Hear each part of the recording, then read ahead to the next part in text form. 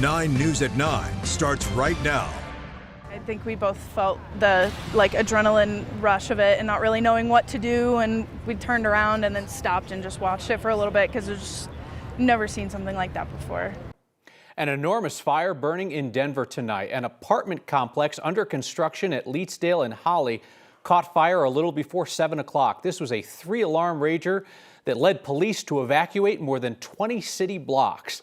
The glow from that monster fire could be seen across the Denver metro area tonight. Its smoke plume even showed up on our weather radar. Now, good news is Denver Fire just told us no injuries have been reported at this point. I want to show you what it looked like from the high rises of Cherry Creek directly to the west. So this is looking southeast from Colorado and Alameda. That fire threw an eerie orange glow over Glendale.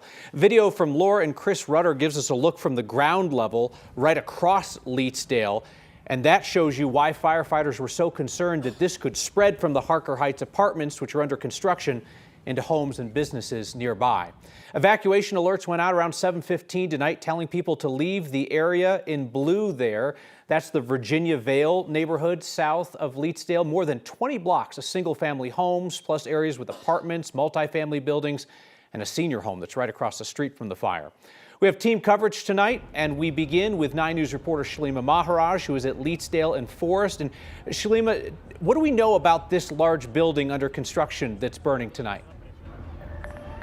Yeah, the details that we do have at this point is that this was a 283-unit development under construction, slated to open in May. We have reached out to the developer as well as this situation continues to evolve. When we got here, we saw some of that intense fire risk that you were talking about earlier on. I'm going to step out of the way so you can see some of the firefight underway.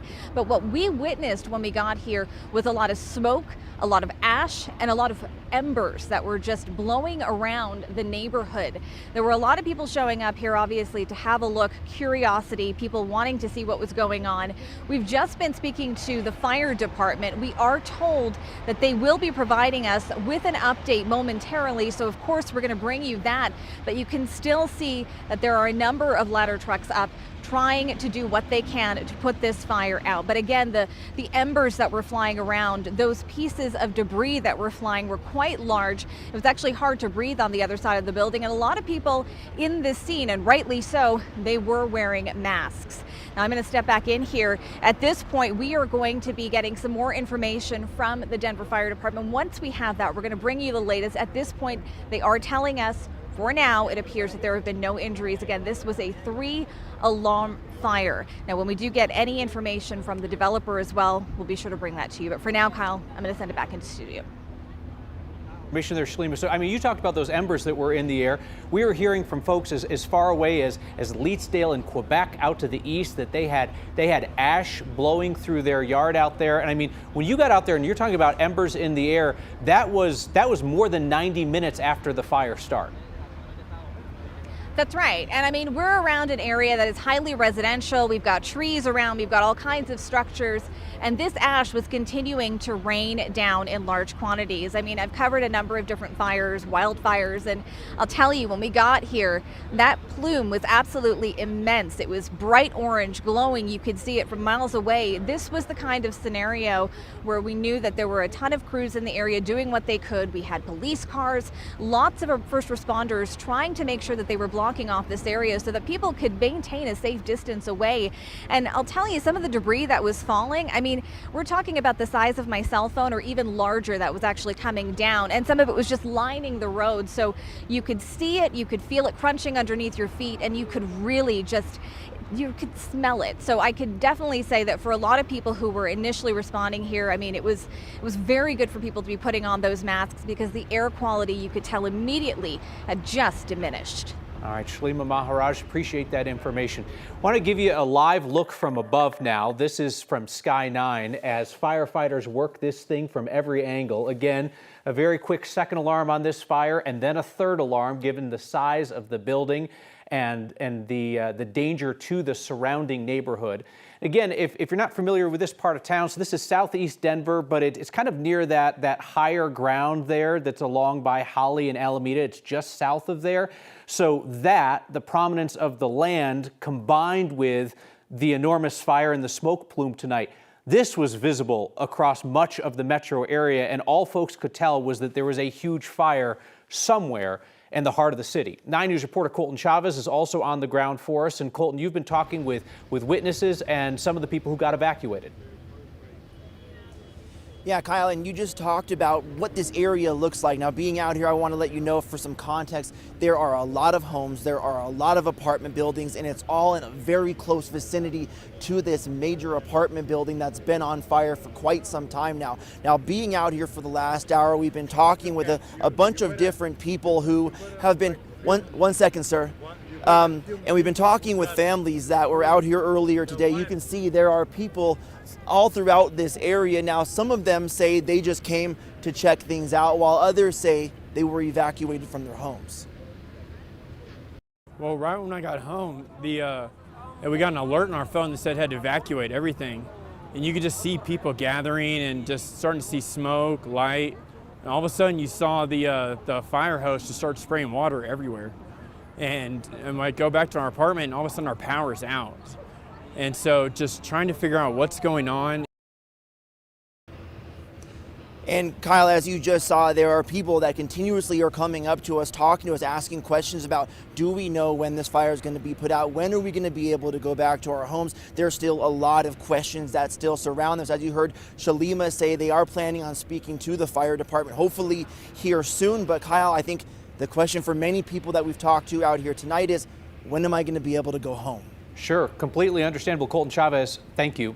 We're going to continue to keep you updated throughout this hour and on 9 News at 10 on the progress of the firefight. As you can see from the video that we showed you about 5 minutes ago that showed this fire in its early stages to this live picture from Sky 9, firefighters have made tremendous progress, but it looks like that Harker Heights building, that apartment under construction, 283-unit building, is completely wiped out at this point.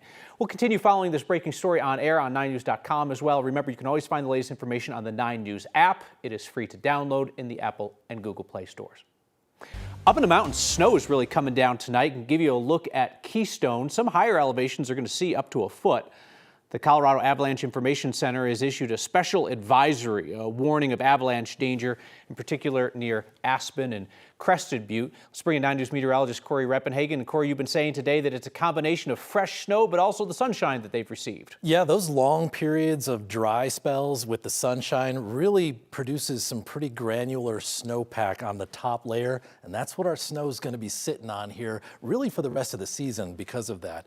Now the radar's kind of gone quiet here because the flurries are very small and not being picked up on radar. Really the only thing being picked up on radar is the smoke coming from that fire in Denver. You can see it right here. Just look at how thick that is. When you see the red and orange reflections on the radar, that's indicating some very large particles. Right now, you saw it's still smoking there in that live picture from the helicopter, but that's no longer being picked up by radar to show you how big it was initially. And look how far it extends all the way down this thick smoke, all the way past E470 into the Smoky Hill neighborhood, ironically. As far as the snow up in the high country, these are very small particles not being picked up by radar because it's being reduced down to just flurries now.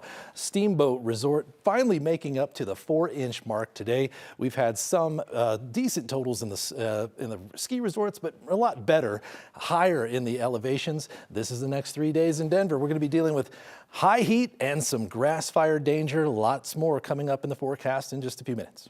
They would come across the property and then just come down here to the water. This is where they drink. So that's, a couple of the neighbors have seen it also, of a mom and 4 cubs, and this is the side of a mountain where wildlife lives.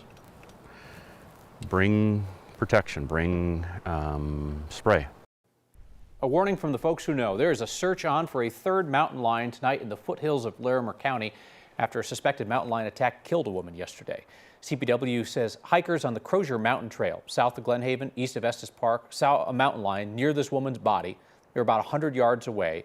Wildlife workers say the hikers scared the animal away by throwing rocks at it, but by the time they got to the woman, she was dead. A search by ground and air found 2 mountain lions in the area. They were euthanized. Pathologists will now test those animals for human DNA and check them for rabies or other issues. Mountain lion attacks on people are extremely rare. Colorado Parks and Wildlife says there have been 28 recorded attacks since 1990. Last time a person was killed by a mountain lion in Colorado was 1999.